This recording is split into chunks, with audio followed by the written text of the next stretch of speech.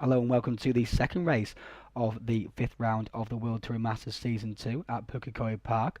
And the top 8 were reversed from the first race, so that saw Adam Egbe take pole position. Alongside him on the first row was Andy Oakley.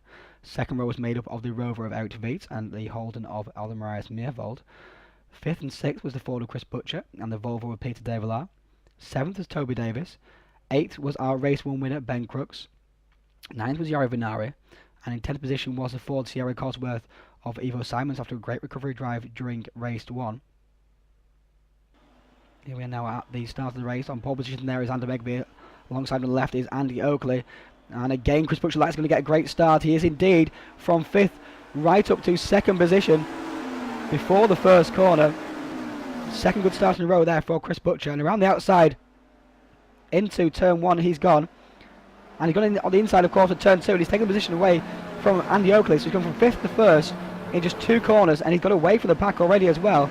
As the field streams into the hairpin for the first time, 3 wide in some places. There's a stream in there. Oh, a big bang there from Lukas Demlin on Tommy Ojala, and he gets spun around as well as a result. And here is the back on the opening lap. Oh, very close to indeed with each other.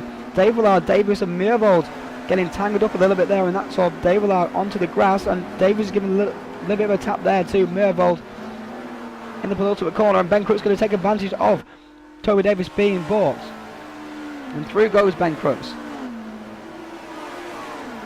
Their race 1 rivalry has been reignited already. On board with Ben Crooks pursuing Aldemarius Meervold ahead of us. Eric Sveit as well. Oh, big mistake there from Meervold. He goes over the curb, bumps over one side, over the other. And Ben has gone round the outside into the corner onto the straight and taken position away.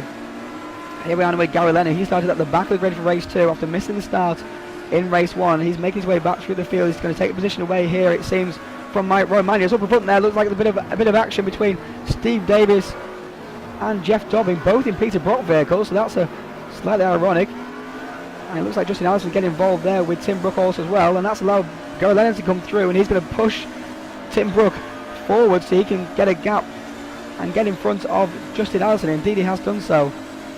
All 3 of these cars are very matched for pace in terms of power down the straight. The guy looks like he's going to take 2 positions down the straight. He is indeed just about. Justin Allison looks like he was a little bit out of shape. That's what he was maybe going to bump into them, but Tim Brook loses out there, and he manages to just slot in ahead of Justin Allison as well. Ahead of this group is the Ford Sierra of Carlos Diaz. Here is Anders Nielsen in 16th position. He started 26th, already made his way up through 10 places in the opening couple of laps. He's sort of breezed past Christoph Bajura in the BMW 635 down to the final hairpin. Holden Commodore is on a big charge, be able to take lots of advantage of people balking each other on these opening laps as they scuffle amongst each other. On lap 3 now, and it's Tim Brook versus Gary Lennon. This is just like Laguna Seca all over again, and they're following. He looks like he's going to follow Gary Lennon through on Carlos Diaz. Well, maybe not quite, because he's not quite got the pace of the Ford Sierra. They both have to slot back in behind once again, but these two are side by side once again into the hairpin, both braking very late indeed. I don't want to obviously hit Carlos Diaz, and sliding into the corner goes Gary Lennon. Takes position away from Carlos Diaz. Carlos wisely gave him the wide berth, but Tim Brook takes position away from Lennon. Oh, side by side into the penultimate corner. Now still side by side around the final corner. That's heavy stuff. But through goes Gary Lennon. Oh, that was Jari Vinnari in some trouble there. Spinning out the last corner.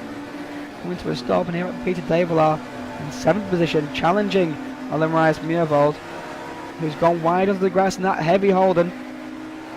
Will Ollie be able to put the power down quickly enough to get around the outside into turn 1? No, he's not going to be able to do so. Peter De Villard takes position away, and his next target, if possible, will be Toby Davis. As Aldemarius throws it over the curbs. Oh! On 2 wheels, almost over onto his roof, and off onto the grass he goes. Lost plenty of ground. Looks like the next group was catching up with him. And now in 15th position is Anders Nielsen. Overhead, oh, that's what happened to Jari Vinnari. He was spun coming out of the final corner. I don't know whether there was a touch or not, but Anders Nielsen took 3 positions from that. Just breezed past. It looked like Tommy Ojala and Shell Stenbeck. Shell went right on the grass to avoid the spinning holding of Jari Vinnari, and Anders Nielsen is absolutely breezing through the field. Up ahead we can see is the replay of Owen Rice Miervold going off on the grass and recovering. Lap 6 now, 5th position is Toby Davis, challenging 4th position. Adam Egby has gone wide onto the grass and around the outside. Oh, big contact there with both of them. Around the outside is going to go Toby Davis, but taking advantage is Peter Davelaar on the inside now, down the straight. Will Davis be able to take the position back again from the Dutchman, from our championship leader? As they fly down into the hairpin, he's on the outside still. Here's the Englishman. And he's going to try and do the cutback, of course, a classic cutback towards the final section. A little bit of touch in there, a little bit of rubbing. Nothing untoward, of course. And around the outside, he's going to go. Toby Davis can have the inside now for the final corner. He should take the position away from Davelaar. Indeed, he's going to do so. Adam Egby is also not out of this. He's looking for any crumbs that fall off the table. And Davelaar's cut back on Davis once again. Great racing from these two. On the outside now, side by side, into turn 1. Breaking hard into here. Very difficult corner to stay on the outside for. But if you can, you have the inside for the second corner. And through. He's going to go Toby Davis. Looks like he's going to seal the position this time. And indeed he does do so. And now here we are with Steve Davies. He's making his way through the field also. And there's Roy Magnez. Magnez up ahead of us. And Łukasz Demel as well. On the inside he's going to try and go Steve Davis into turn 1. It might be outside now for turn 2. It's very close indeed. And Roy throws it over the curves. Desperately trying to keep the position from Steve Davis. And run too wide into the final section of that complex. And Roy shoots at loses one position as Jeff Dommins shoots through as well. He looks like a draft Steve Davis all the way down the straight course. They came into contact 1 point earlier. And here's an angry group here. 1, 2, 3, 4, 5, 6, 7, 8 cars all together. And another smaller group in behind as well. Close racing here today, even halfway through the race at Pukekohe Park. Look at this gaggle headed by Ole Marius Miervold. There is Volkov, Simons, Ajala, Brook, Lennon, Adji, Andy Grief, all involved in this titanic battle. And Ajala's challenging Simons up the inside. He's going to try and take the position away. He's going to do so. Oh, contact there as Simons puts the power on. The car turned, of course. Actually put the power on. He just touched the side of Ajala and he lost out. Went onto the grass and Brook took advantage of that. Now lap 10. And Simons is pursuing Lennon. And he has the Grief and Adji in behind him as they're flying down the straight. Round the outside is going to go the Ford Sierra on the Alfa Romeo. Of course, it has a little bit more power than the Alfa Romeo. And down into the hairpin they go. Can it break legs in the Alfa Romeo though? No, it can't. But on the inside is Callan. But if you hold the inside, we've seen it so many times before. You can hold the inside on the outside. Sorry, you can hold the inside for the next corner. And the Grief got past Adji, it seemed there. That group is very hectic indeed. But lap 13 and 4th place, Peter Davelaar challenging 3rd place, Andy Oakley, who's kept in position well. But look who's in behind these two. There is Anders Nielsen from 26th on the grid up to 5th position. He has not hung about at all. He's scythed his way through the field, only halfway through the race, and he's up 21 positions. Lap 14 now, Toby Davis, he's dropped back into this big gaggle. After a mistake, he's dropped back into this huge group that are battling fiercely away. Great racing it is, great spectacle. I'm sure the drivers have their eyes on springs. So white look around for all of them here, and again put their power down out the corner as a problem, but he manages to get that position away from his Ford Sierra compatriot Tommy Ajala. Another Ford Sierra in behind of Ivo Simons, keeping a watching brief, looking for any mistakes from these guys. And now lap 15, and Anders Nielsen has found his way up into 4th position, and he's pursuing 3rd position Peter Davelaar. And around the outside he's going to go down the straight. Looks like Peter Davelaar is not going to try and fight the position. He's not going to indeed, because he knows Anders Nielsen is on fire in this race here today, and he can't hold off that hold and down the straight anyway. And he takes, Anders Nielsen goes up to 3rd. Now he just has 2nd and 1st, of course, to pursue the Crooks and Butcher. Lap 17. So close it is here today into turn 1. Lennon, Simons and Ajala. Ajala runs wide onto the grass, holds the position though, just about manages to get it turned in for the next corner. Oh, Andy Grief takes advantage of everyone there. 3 positions in 2 corners. Great driving there from Gregory. Just sniffed the opportunity. He's going to take his position back again, but of course, there is the frustration for the Alfa Romeo M3 and Mercedes drivers as through goes Ajala and Simons as well. Simons pushing Ajala through, making sure that they both get through on the reigning champion. Around the outside is going to go Gregory Grief into the hairpin, but he's not going to make it stick.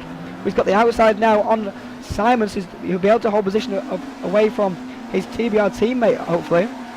But maybe not, because Simons is holding it around the outside into the final corner. They go, oh, sideways.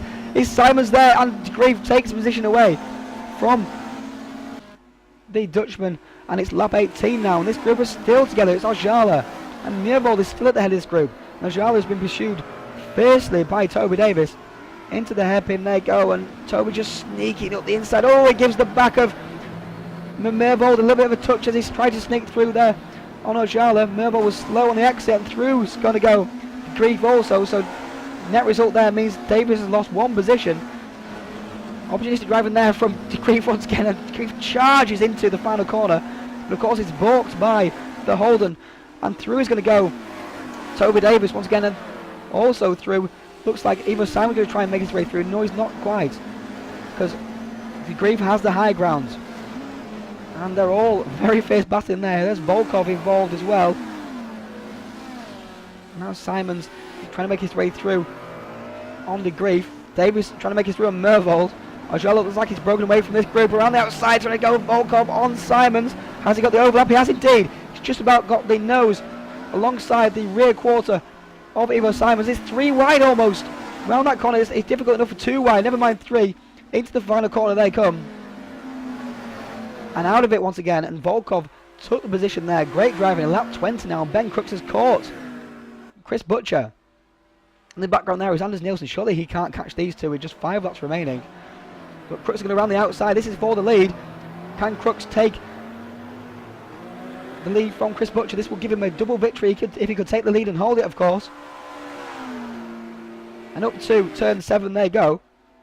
Around the outside is going to go Ben Crooks on Chris Butcher. It's going to be a great move. He can hold it. He is going to hold it. Fantastic move there from our race 1 winner. And he chops straight across to the inside, making sure that Butcher can't get any overlap into turn 1. And there we are, well, Gary Lennon fighting Volkov, Davis and Miervold still. This group is still together. There is the Grief in the background. Volkov is challenging Davis. Lennon looks like he's trying to try to get advantage of everyone. Hold themselves up around the outside. Going to go Lennon. Straight through he goes.